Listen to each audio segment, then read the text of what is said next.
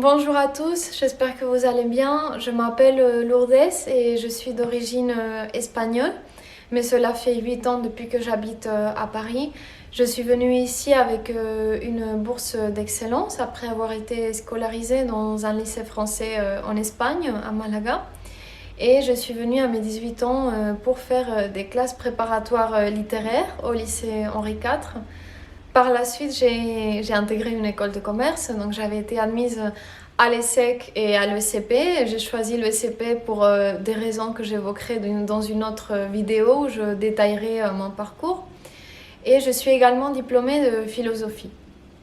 Donc la raison pour laquelle je voulais faire cette vidéo aujourd'hui est liée à un besoin, à une pression même que je ressens depuis un long moment déjà.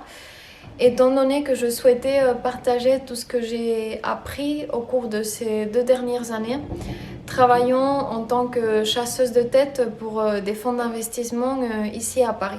Cette expérience, hormis le fait de m'avoir apporté énormément de connaissances du point de vue de la psychologie humaine et également du point de vue sociologique, étant donné que j'ai eu l'occasion d'interviewer des centaines de personnes de tous les âges, origines et positions hiérarchiques au sein du monde de l'entreprise. Donc indépendamment de tout cela, surtout cette expérience m'a permis de développer une série de réflexions, de prise de conscience et de déconstruire aussi beaucoup d'idées autour du monde professionnel, comme par exemple quoi faire quand on est perdu, comment chercher un travail, comment se présenter en entretien. Donc ça c'est un sujet que je laisserai pour une autre vidéo.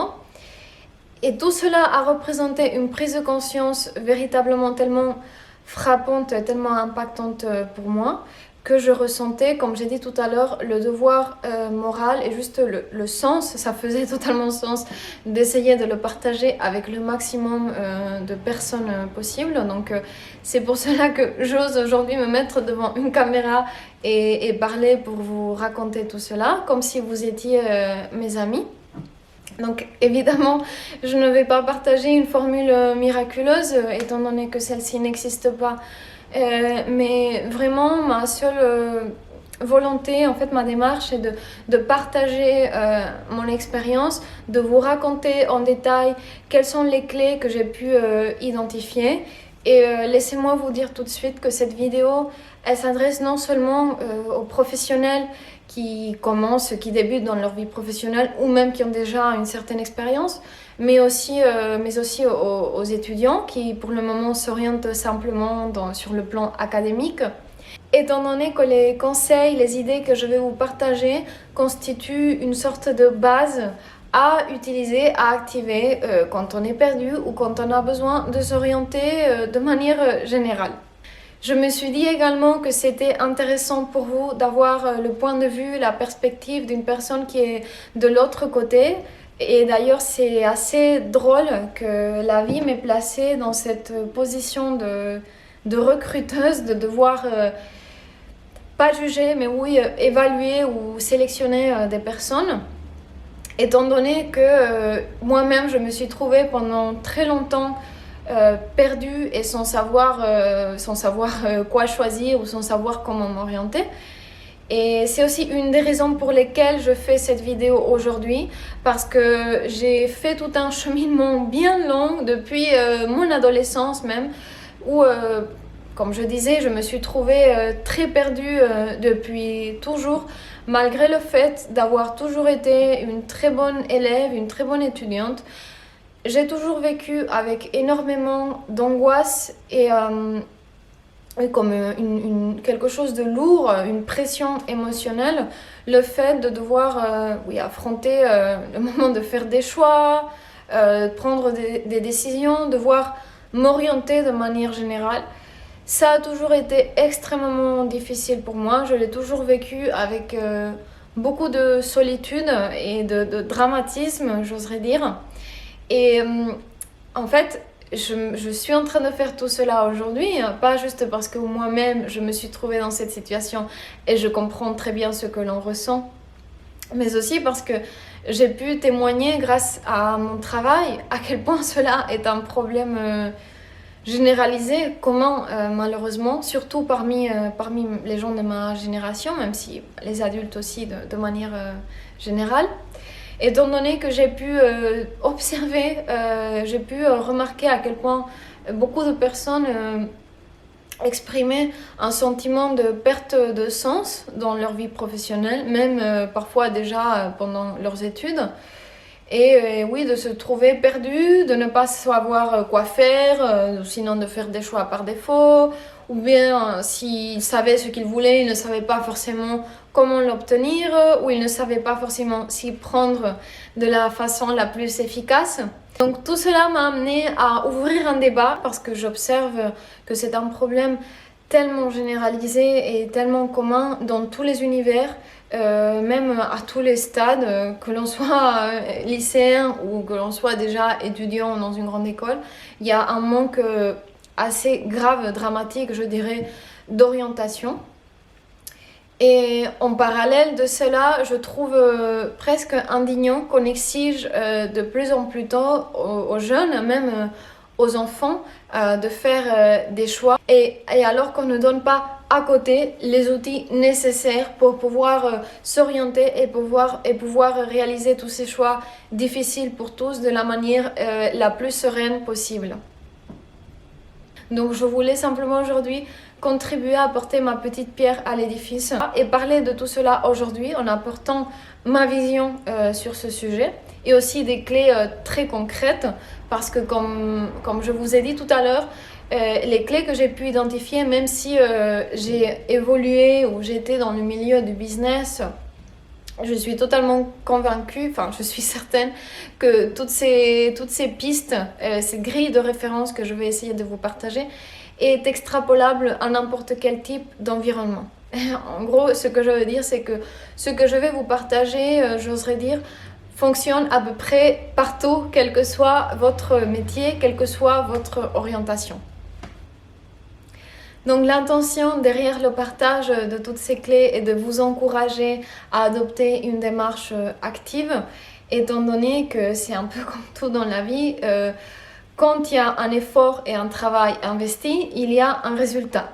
Donc le deuxième constat à partir duquel je me base pour faire cette vidéo aujourd'hui, hormis le fait de constater que beaucoup de personnes sont perdues, est lié à l'évolution du travail, étant donné que, comme on peut tous l'observer, le travail est en train de changer et la pandémie accélère les transformations qui étaient déjà latentes. Donc il y a une flexibilité, il semble y avoir une flexibilité de plus en plus qui n'existait pas avant. Et aussi, je pars du constat que la retraite, et encore une fois, je vais partager un constat et pas du tout mon opinion personnelle par rapport à cela, ni un jugement de valeur. Mais il semble que la retraite est en train de devenir un concept, en tout cas à partir de ma génération et surtout des générations futures, qui sera de plus en plus abstrait, voire inexistant. Et tout cela crée un contexte, un changement de paradigme, j'oserais dire, concernant la vie professionnelle, qui est une réalité, qui semble même, s'apparente même à une tendance à l'échelle globale. Et on peut appréhender cela de manière positive, dans la mesure où tout cela nous force à nous responsabiliser vis-à-vis de notre vie professionnelle et à être connectés à un sens, je ne dirais pas au bonheur ou des gros mots, et ça j'en reviendrai plus tard, mais tout simplement à un sens.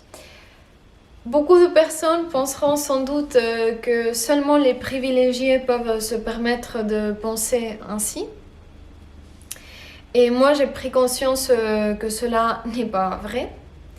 Et je considère que non seulement tout le monde mérite être connecté à un sens dans sa vie professionnelle, dans son métier, mais que même il doit le chercher. Et qu'en réalité, quand on est aligné avec soi-même et qu'on identifie de manière claire quel est notre pourquoi dans la vie, on arrive à trouver la force et même, j'oserais dire, surtout l'imagination pour activer une série de stratégies, d'actions qui nous mènent sans doute à changer notre vie professionnelle, notre réalité professionnelle.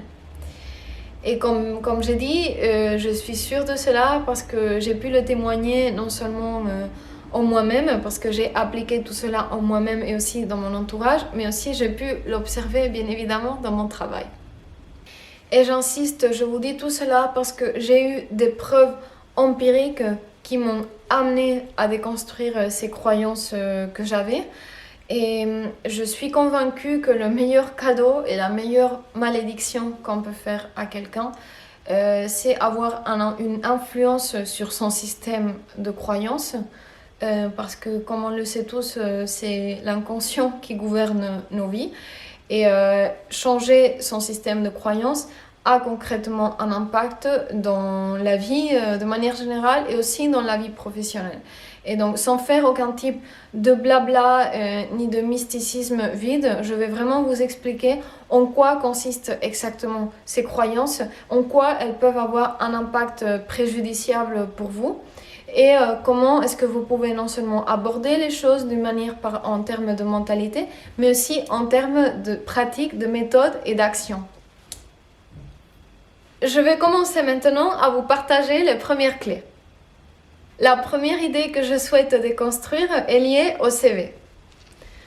On a tendance à croire quand on doit commencer à chercher un travail, que ce soit la première fois, quand on cherche son premier stage ou non, quand on cherche un job de manière générale, et de penser, bon, il faut que je construise ce CV ou bien il faut que je le modifie, que je le peaufine, que je le perfectionne. Il faut que je me mette à l'envoyer partout et il faut que j'apprenne à me vendre. Bon, on va commencer avec l'idée du CV.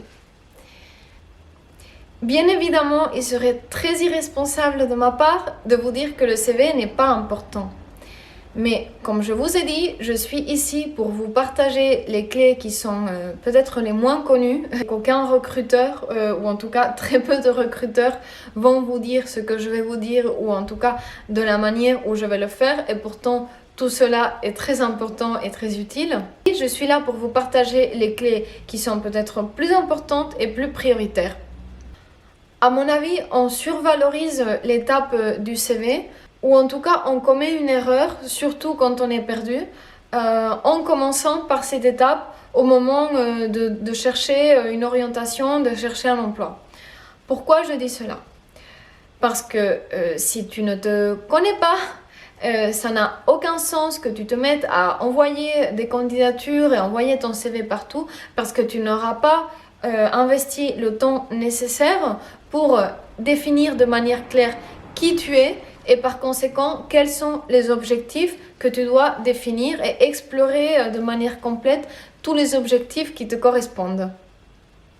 Deuxièmement, le CV s'inscrit dans une sorte de formalisme, de formalité, parce que moi aussi d'ailleurs j'avais tendance à croire avant, sans le recul et l'expérience que j'ai aujourd'hui, que la manière principale d'aborder une recherche d'emploi était l'envoi de candidatures anonymes.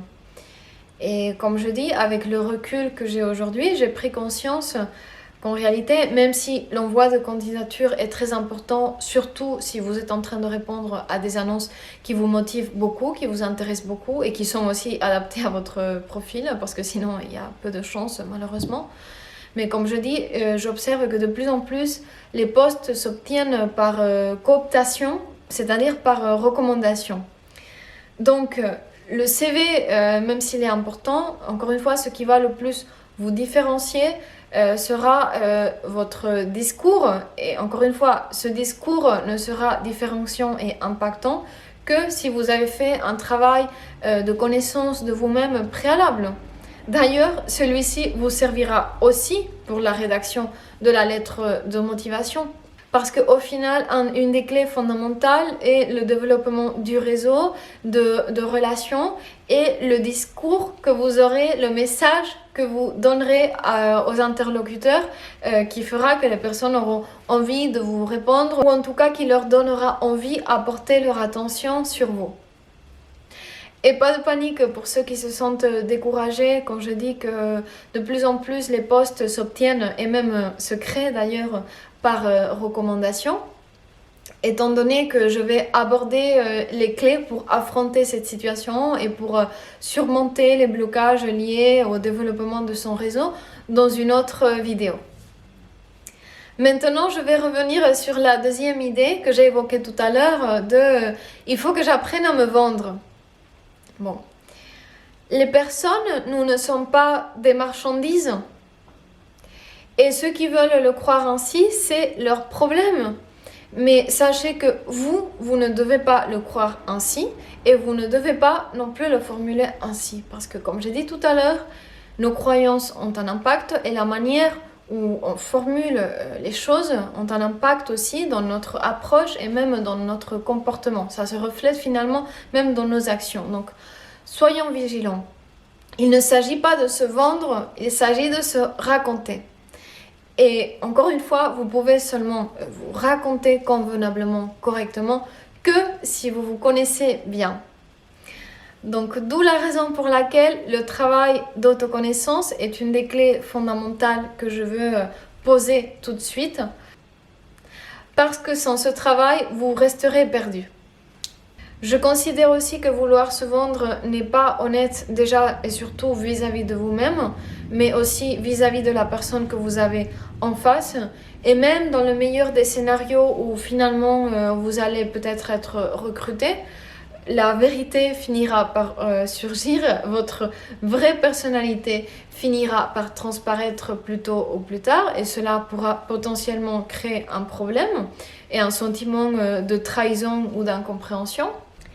Il est sans doute préférable, et c'est d'ailleurs comme dans une relation amoureuse, d'avoir la tranquillité et la satisfaction de savoir qu'on a été choisi pour qui on est vraiment, avec la conscience de l'autre partie de nos qualités et de nos défauts, que porter l'angoisse et le stress d'un masque qui finira par être source de problèmes.